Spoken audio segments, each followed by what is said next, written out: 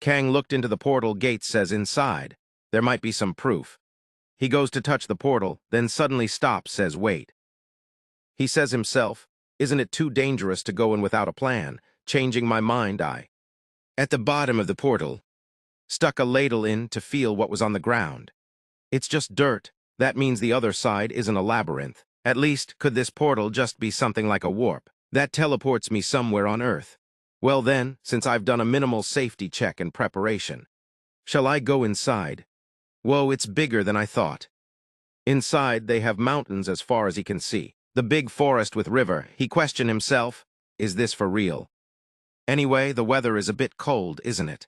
And considering my phone has no signal, I can assume this place is, at the very least, a remote area that's hard for people to reach. He opened the marker and says, well, for now, there's no way to confirm where I am. The most important thing is to find proof, so let's explore and leave markers. After a long time walk, he says, seriously, this is killing me. Why is this forest so big? He tried and stopped at one place, says, please let something show up now. Then suddenly someone shows up. He surprised, whoa, looked at the thing which passed from his side. Valley Deer, that name and the fact that a system window popped up. He says, does that mean this place is not Earth? The deer is staring so intensely at Hero and running to the other side. Kang says, it was staring so intensely. I got scared for a second, but it doesn't seem to be an aggressive animal. Anyway, I can't say I've found any proof of the apocalypse yet. It'd be a different story if it were stone monkeys or humped boars. I have never seen a valley deer in Sura. No, actually, I had a hunch from this moment. That's right, that this place was a space closely related to survival life. He pulled his knife out. He carefully goes forward and says not yet, but I had to force myself to ignore it. Nothing is certain, because I wanted to deny that a disaster was coming to humanity. But that hope was short-lived. I ended up finding it. The hero is looking at something. He looked at the tree where some fruit bear it. The system shows the item is sun apple. It's looking like the Kang knows what they are or looking for that fruit. He says to himself, it should be fine, right? Looks like our hero is going to eat the fruit. He bit the fruit. The system window pop-up announced your stamina has been slightly restored by the effect of the sun apple. Holy crap, the effect is exactly the same as the sun apple juice they sold in the game's cash shop. Haha, damn it, this pretty much confirms it. And on top of that, goblin droppings, asterisk area. Kang, let's just accept it now. The end is coming. Having turned my sense of déjà vu into certainty, I immediately left the portal and began to prepare. The first thing I did was take out the hard drive I'd stored away and review the early game footage. I just streamed and recorded because I liked the game. I can't believe it's being used like this. He sees the stream and records data of games which have information the alien asteroid. Yunjambai, it fell near Okinawa on July 20th. In an instant, Okinawa was devastated. People infected by the zombie spores slowly underwent zombification. 5 hours later, the decay began. The progression of the Iron Death disease PM 10-48-20 Roman 20-618. So there are 32 days left until the apocalypse. Looking at it again, survival life was full of unfriendly and annoying mechanics. The most bullshit of them all was the Iron Death disease. It was a phenomenon that literally caused all metal to crumble away. It would sweep through areas infested with zombie spores like an aftershock 5 hours later, instantly reverting human civilization back to the Stone Age. Of course, the Iron Death disease does subside, depending on the region. The problem is that it takes anywhere from 6 months to a year. However, this catastrophic Iron Death disease was meaningless to me now. The trait I obtained is Private Portal. It's just a hypothesis, but the Iron Death disease shouldn't be able to pass through the portal. After finishing my initial analysis, I used the money I'd saved up. To buy all sorts of survival supplies, including weapons, food, tools, and medicine, as well as various equipment needed for self-sufficiency. At night, Kang scrolls the phone screen on Awaken community. I checked the mood of the community while thinking about what to do next. Comment are like, 1. Any awakened hide, raise your hands. 2. How many of these same posts are there? If it's real, prove it. Point 3. Stop with this bullshit, stop spouting nonsense. 4. If you don't believe it, just wait until it becomes public news. 5. Used my trait to steal 7 million won today. So awesome. After seeing this, Kang says, "Geez, how carefree can they be?" As soon as morning came, I bought various supplies. And on the way home, I bought a 60-pound hunting bow in a private sale. Dealer says, "Thanks for the smooth transaction." Kang say, "Not at all. I really needed it, so I should be thanking you." A thought suddenly occurred to me. Kang to dealer, "Take care, sir.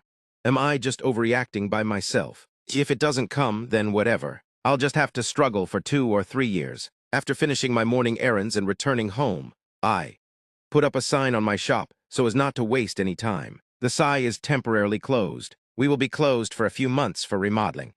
After hanging the sign in the shop, he turned around. What is all this happening overnight?" Someone called from behind. "It's says, "Are you closing down the shop?"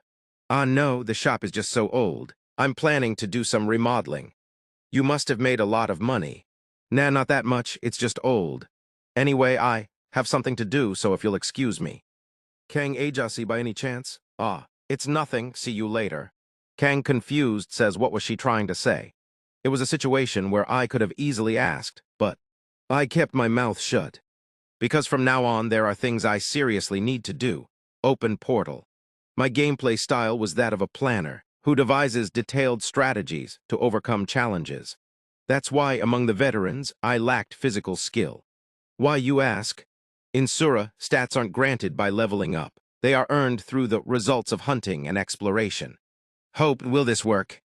It's easier to draw than I thought. Smartphone learning video says one more. One more again. If I can just aim well, this might be doable. Smartphone learning video says now take a shot. So that means shoot now, right? He again practiced the bow and arrows. All the strength pulls the arrow from bow straight to his posture. Aim to the target. Release the arrow from the bow. Bangs, the arrow hit the target. Was I archer in a past life? Look at that talent. I can only draw the string properly about 5 times at most. But it's not bad, starting today. I'm gonna go hard on strength training. Having finished the basic preparations, I moved on to the next step. From now on, there are 2 things I need to take care of. First is to figure out if I can hunt monsters as I am now. Second is to build a hideout here where I can store my supplies.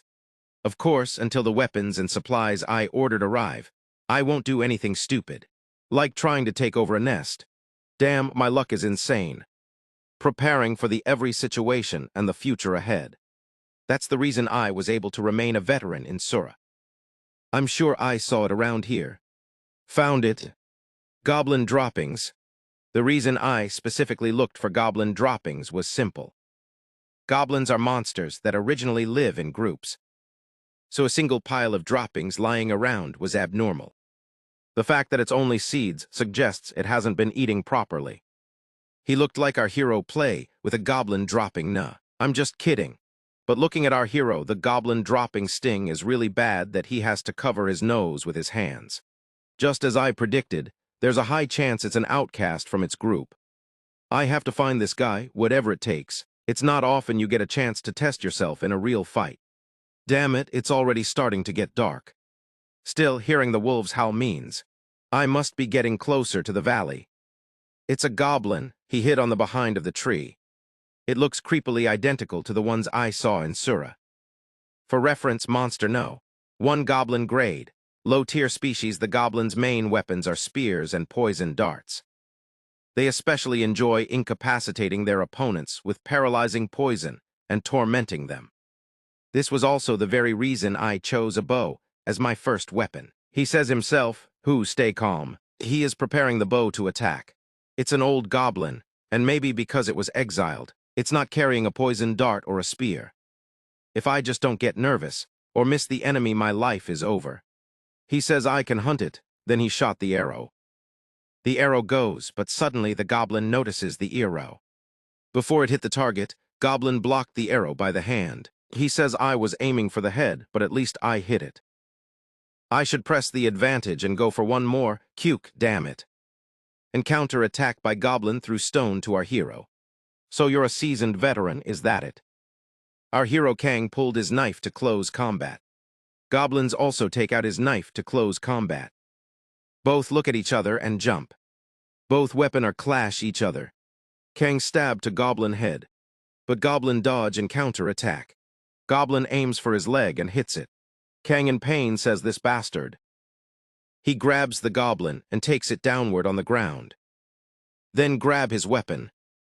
Stuck the knife at the goblin chest. The goblins are dead. The system notified you have acquired 2 points. After defeating the goblin, Kang says, I did it. Haha, I did it. I really did it. His sights go to the drop which near him. In Pak he finds guaca powder and vegetable oil. In Sura, if you combine these two, I think it became an ointment. I should give it a try. Now I need to hurry and dig. In any case, it'll be dangerous if the group finds the body. And if I just leave it, it'll obviously turn into a bone creeper. Then suddenly, his sight goes to some fish in the river. Says, oh, a red trout. Wait, if this is a valley where red trout live. His face became plain like he saw the ghost. It looked like our hero remembered something. He turned around to curse himself, don't tell me. We see the creature with a big red eye which looks our hero. We see the massive creature standing behind our hero Kang. The system shows his name Owlbear. Kang says, I am screwed. So friends, let's meet in the next chapter until the apocalypse arrives.